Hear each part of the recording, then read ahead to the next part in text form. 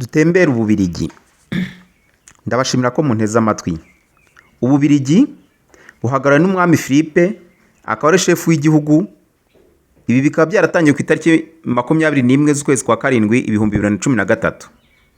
Guverinoma iyobowe na ministre w'ubuyobozi guverinoma akaba ari we ufite ububasha nyirizina bwo gushyira mu bikorwa gahunda zose z'igihugu. Muri rusange umwami aba ari uw'icyubahiro, gahunda za leta zose zigashyirwa mu bikorwa na ministre w'intebe.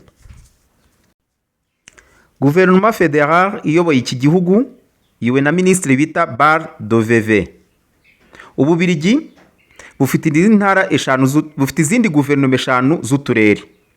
Guverinoma fédérale iyobowe na ministre w'intebe Bar de Veve nk'uko nabivuzwe, igizwe n'abaministre 15, harimo umubare ungana w'abakoresha igifaransa n'umubare ungana w'abakoresha Néerlandophone, ukuyemo ministre w'intebe ushyira mu bikorwa gahunda zose z'igihugu za leta. Umurwa mukuru w'Ububiligi ni Bruxelles. Ubuso bw'iki gihugu mu by'ukuri ni igihugu gito cyenda kungana nk'u Rwanda. Ni kilometero kare 30,688. Murumva mu by'ukuri kijya kungana nk'u Rwanda. Mu mateka y'iki gihugu cyakoronije u Rwanda, gikoroniza Kongo n'ibindi bihugu byinshi bya Afurika, nubwo kitabirutaga ubunini. Gituwe n'abaturage miliyoni 11,825,551. Aya makuru y'aba baturage akaba yaratangajwe ku itariki ya 1 z'ukwezi kwa mbere mu ntangiriro z'uyu mwaka turimo 2025. Gifite ubucucike bw'abaturage 385 kuri kilometero kare imwe. Mu by'ukuri murumva ko iki gihugu gifite ubucucike, kiratuwe. Imijyi minini y'iki gihugu ni Anvers, Gand, Charleroi, Liège, Bruges, Namur et Louvain. Iyi niyo mijyi minini iri mu Bubiligi. Indimi zikoreshwa ni Igifaransa, Ikineerlandais, Ikidage cyangwa se Allemand. Izi zikaba ari indimi mu by'ukuri z'ubutegetsi, indimi les langues officielles. Ububiligi muri mu Burayi Occidental, buhana imipaka na Pays-Bas mu majyaruguru, Ubudage, Luxembourg mu burasirazuba, n'Ubufaransa mu majyepfo n'iburengerazuba. Ubufaransa murumva ko bukora mu majyepfo hose, bugakora no mu burengerazuba. Murabizi ko igihugu cy'Ubufaransa ari igihugu kinini cyane mu bihugu biherereye ku mugabane w'i Burayi. Ubutaha tuzabagezaho amateka, tuzabatembereza muri rusange igihugu cy'Ubufaransa kugira ngo nacyo mumenye imiterere yacyo.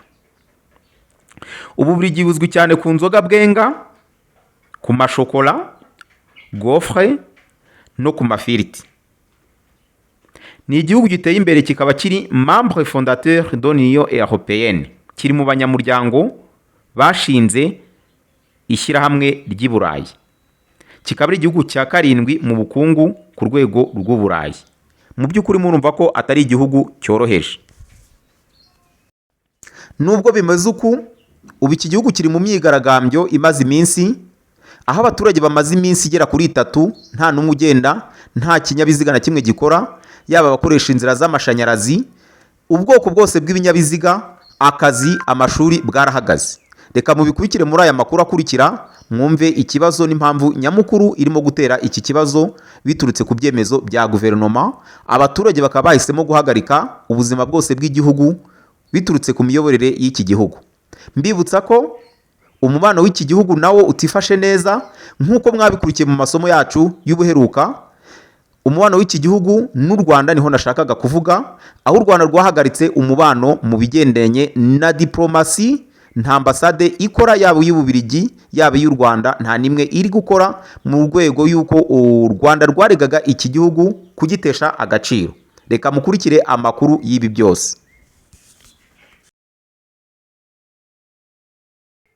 Twongeye kubasuhuza inshuti za Shishoza TV. Uyu mwanya rero tugiye kubagezaho amakuru yo mu gihugu cy'Irwotamasimbi, mu gihugu cy'Ububiligi, aho Ububiligi bumaze iminsi 3 mu icuraburindi nta mukozi ujya ku kazi, nta muntu uwo ari wese, nta munyeshuri ugenda, nta kinyabiziga kigenda mu muhanda. Ibinyabiziga yaba taransiporo izo arizo zose zahagaze guhera ku itariki ku wa mbere ku itariki 24 z'uku kwezi kwa 11 kuri 25 n'uyu munsi ku itariki 26. Biteye bite rero? Ni muri ayo makuru tugiye kubagarukiraho mu kanya, ariko muri rusange reka tubanze tubibutse ese Ububiligi muri rusange bubanye n'u Rwanda rute. Iki gihugu rero muri rusange gifitanye umubano mubi mu buryo bwuzuye bwose n'igihugu cy'u Rwanda, aho nta mubano ushingiye kuri za ambasade ibihugu byombi bifitanye. U Rwanda rukaba rwarahagaritse uyu mubano mu buryo bwo mpuzamahanga, aho rushinja Ububiligi ko Ububiligi busabira u Rwanda ibihano mpuzamahanga. U Rwanda kandi rukaba rushinja Ububiligi gukoresha ubutaka bwarwo mu kwemerera abahakana n'abapfobya jenoside yakorewe Abatutsi. Ububiligi kandi rukaba rushinjwa uruhare mu mateka mabi yaranze u Rwanda y'amacakubiri. Muri rusange rero murumva ko amateka y'Ububiligi n'amateka y'u Rwanda nuko uyu munsi umubano uhagaze, bikaba birimo igitotsi, ntabwo ari agatotsi gato ahubwo ni igitotsi kinini. U Rwanda rukaba rwarahagaritse umubano rero mu rwego rwo kurengera inyungu z'igihugu no kwiha agaciro muri rusange. Ngira ngo rero muri rusange twihuse reka tubagezeho icuraburindi rimaze iminsi 3 riranga igihugu cy'Ububiligi. Iri curaburindi rero ry'Ububiligi byatangiye ku wa mbere ku itariki 24 bikomeza ku wa kabiri ku itariki 25 n'uyu munsi ku wa gatatu ku itariki 26. Ibikorwa byose byahagaze, nta transport nimwe yemerewe gukora mu muhanda, yaba za train no kuvuga gari ya moshi, yaba tram, ubwoko bwose bwa transport bwo muri iki gihugu bwose bwahagaze.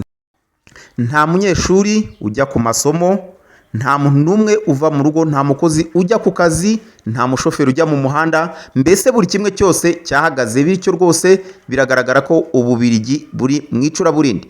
Iyi mpamvu rero y'imyigaragambyo muri rusange, impamvu nyamukuru ni ikibazo abaturage bafite, abakozi muri rusange bagaragaza ko igihe cyo gutangira ikiruhuko cy'izabukuru kirimo gukurwa ku myaka 60 kigashyirwa ku myaka 67. Ibi bakaba bemeza ko bizatangira mu bihumbi 2027, ariko muri rusange amashyirahamwe y'abakozi akaba arimo kwamagana iki cyemezo, avuga ko rwose ari ikibazo gikomereye abaturage, ari ikibazo gikomereye abakozi. Ubwo rero muri rusange tuzakomeza tubagezaho aya makuru ku gihe, twizera ko mukomeje kudukurikira, kandi ntimwibagirwe gukora like, share na subscribe kugira ngo amakuru ajye abageraho ku gihe, n'ibindi biganiro bicano kuri Shishoza TV. Nguko ngayo ubutaha tuzabagezaho muri rusange amakuru cyangwa se umwihariko w'igihugu cy'Ububiligi. Ese igihugu cy'Ububiligi gihereye he? Gifite ubuso bungana iki? Abaturage bangana iki?